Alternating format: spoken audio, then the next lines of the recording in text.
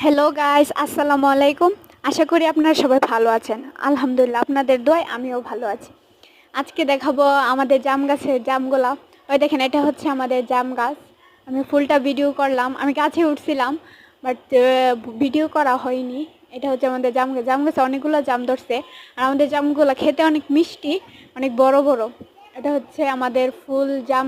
এটা হচ্ছে আমাদের ফুল জাম গাছের ভিডিও। যে দেখেন, আমাদের গাছটা খুব ছোট, বাট অনেকগুলা জাম ধরে, আর অনেক খেতে মিষ্টি। জামগুলা খেতে অনেক মিষ্টি। আর দেখেন, আর এগুলো হচ্ছে জাম।